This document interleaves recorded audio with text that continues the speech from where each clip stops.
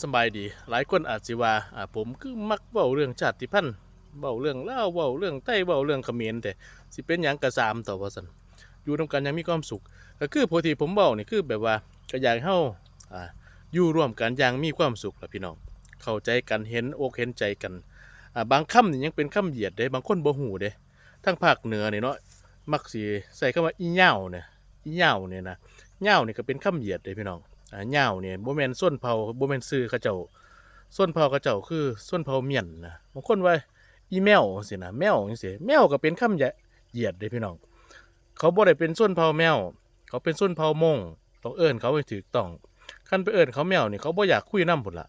เป็นการเหยียดหยามเขาเด้อนั่นน่ะหรือว่าเอิ้นจีนว่าเจ๊กนี่นะเจ๊กนี่ก็คือคำเหยียดคือกันหรือเอิ้นคนเวียดนามว่าแก้วจังซี่เนาะเอิ้นว่าแก้วนี่เขาเจ้าก็บ่มัก เอิ้นว่าย้วนนี่เขาเจ้าก็บ่มักเด้ย้วนหมายถึงพวกขี้เลื่อนเด้เขมรเป็นคำเหยียดของเขมรคำว่าย้วนเนี่ยนะหรือว่าหรือว่าคำว่าโซ่จังซี่เนาะโซ่นี่โซ่นี่ก็เป็นเผ่ามะกองอะนะโซ่นี่คือพวกถึกล่ามโซ่ล่ามหยังแต่ก่อนเอาไปขายเป็นทาสนะหรือว่าพวกข่านะพวกข่าคือข่าทาสนี่แหละเอิ้นพวกข่าพวกนั้นพวกนี้มันบ่แม่นชื่อส่วนเผ่าเขาเจ้าเป็นชื่อในเชิงดูถูก แม้แต่คำว่าซวยนี่เนาะซวยเนี่ยซึ่ง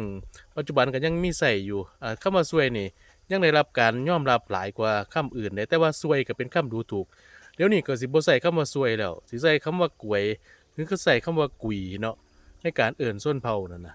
อันนี้ก็คือที่ผมเอามาเว้านี่คือแบบว่าอยากให้เฮาให้เกียรติกันแหมให้เกียรติกันอย่าดูถูกดูแคลนกันเถอะให้ฮักให้แพงกันอ่า แมวนี่ก็จะเอิ้นนะให้เอิ้นโมงซื้อเผ่าพันธุ์เขาเจ้าคือโมงเหย้านี่ก็จะเอิ้นเหย้าพนส่วนเผ่าเขาคือเมียนหรืออิวเมียนเนาะก็ให้พี่น้องเข้าใจเนาะแต่ว่าส่วนเผ่าผมนี่ลาวจังซี่นะซุมื้อนี้คำว่าลาวยังใช้ไปในเชิงดูถูกเด้อ่าลาวก็คือลาวล่ะส่วนเผ่าผมลาวอีหลีแต่ว่าลาวผัด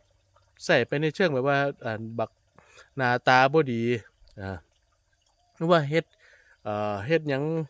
บ่ค่อยอันนี้อ่าบ่ค่อยเก่งบ่ค่อยดีก็สิเลาหน้าตาเลาๆทำตัวเลาๆจังซี่น่ะสิใช้ไปจังซั่นน่ะแล้วก็มันก็ถูกปลูกฝังมาบ่ดีพี่น้องเนาะผมก็สิมักเว้าแล้วผมบอกว่าเลาน่ะหนักหัวพ่อมึงบ่น่ะกูบ่ได้ไปนั่งบนหัวพ่อมึงเลยเนี่ย